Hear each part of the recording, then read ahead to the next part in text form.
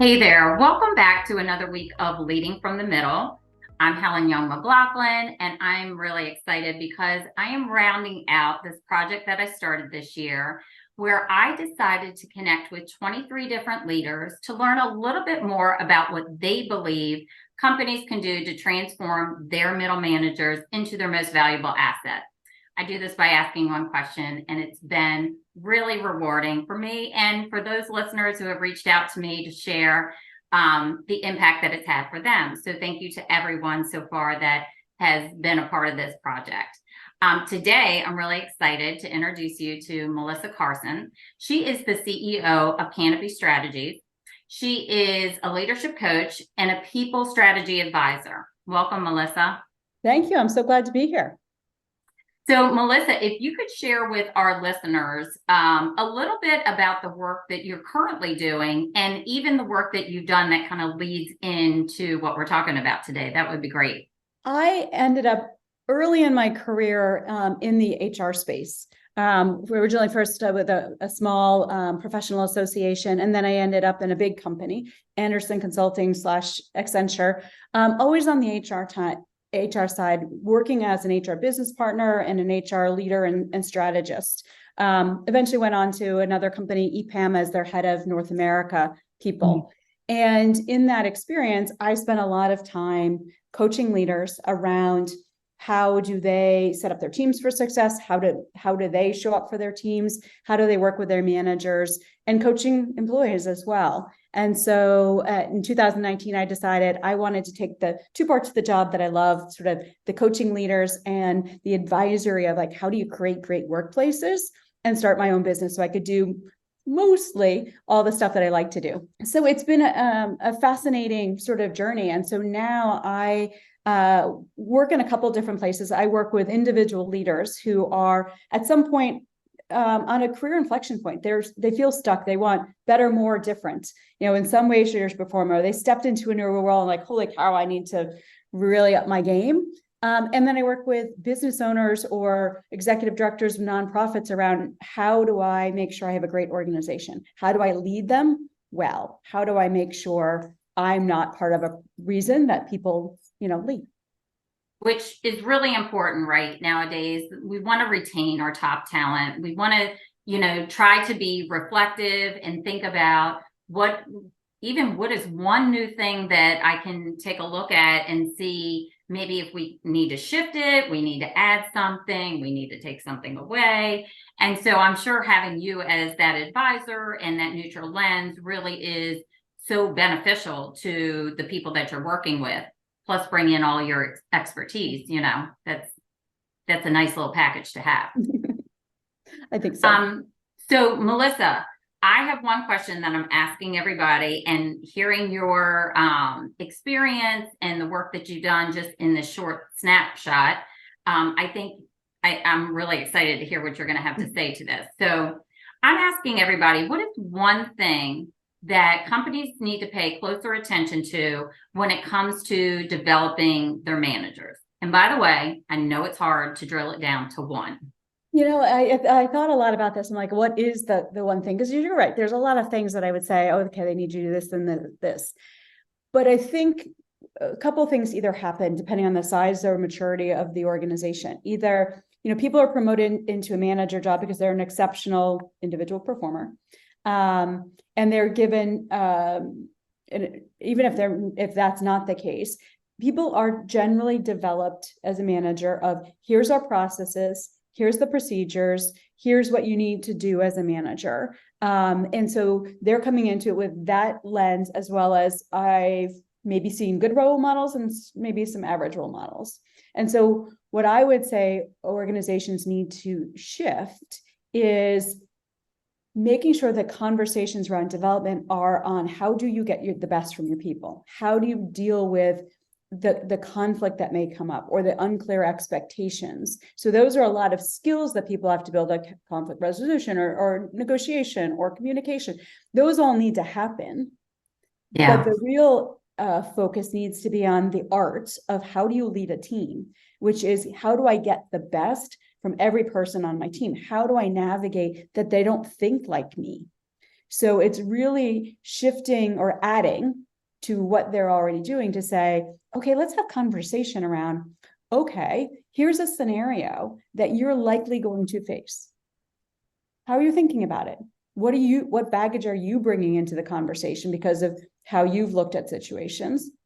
How might that person react? And a lot more role playing and dialogue around what works, what doesn't work, and why didn't it work? And how do I need to change? So that's really focusing on the art part of leadership versus Love that. the science. Yeah. And that art part, what holds companies back from doing what you just recommended? I think it's two things. One, it's time. So three things. Time, the assumption that somebody's automatically going to be able to do it. And then maybe not thinking like, we've never done that before. And we've had some successful managers. So why would we need to add that right now? And I think the reason right now is the world has changed and there's the expectations of employees. Even when I started, I might have had a set of expectations, but you're like, well, that's not what I'm going to get. So you're like, okay, well, I'm not going to get that kind of leader. But now enough employees have seen, I know what good leadership looks like. That's what I'm expecting. I'm expecting to see somebody who's going to help me grow and develop.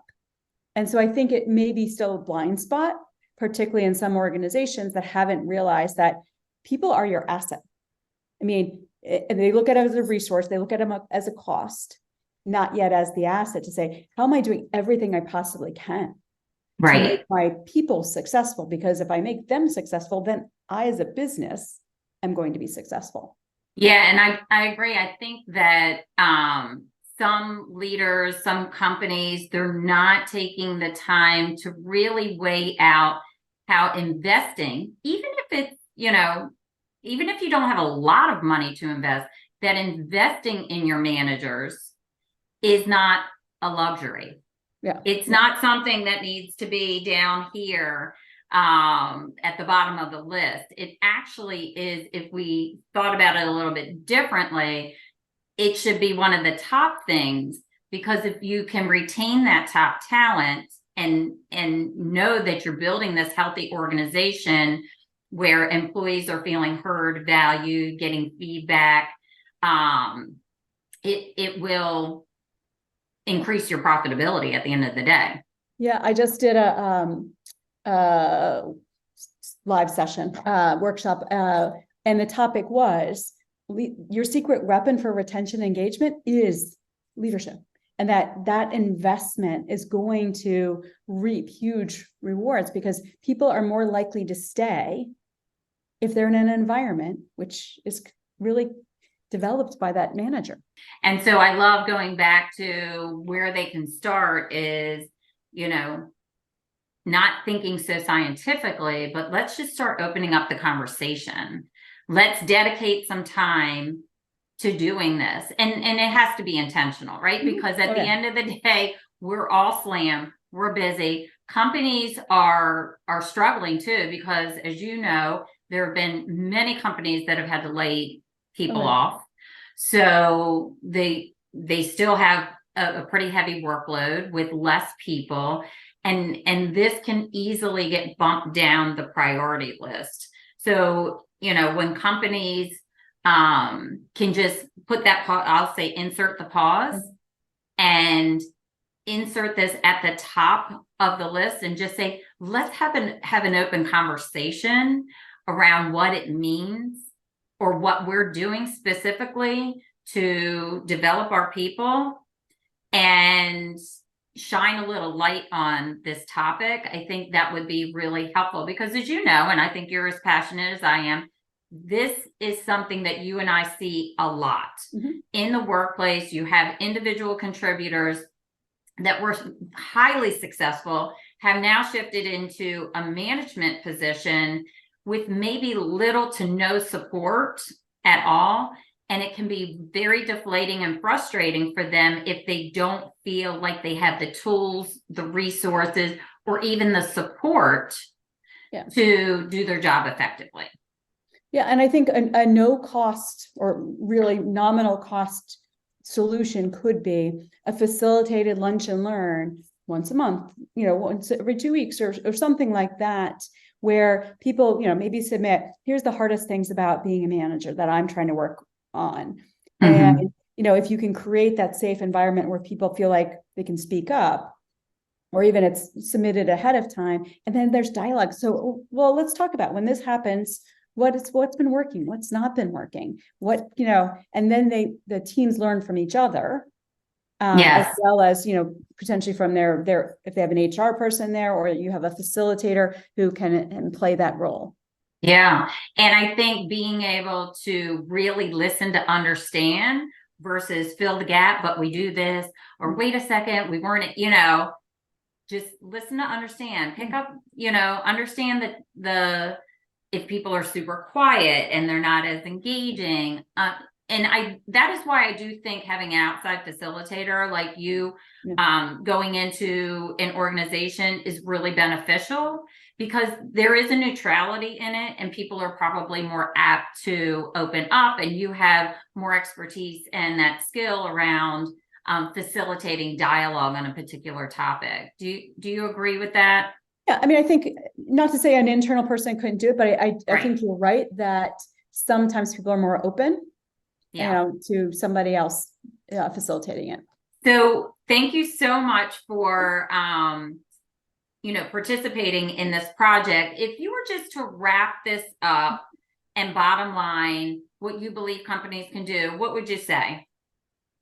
Be intentional about how you set your managers and leaders up for success around how they lead people, because it will pay off as a benefit.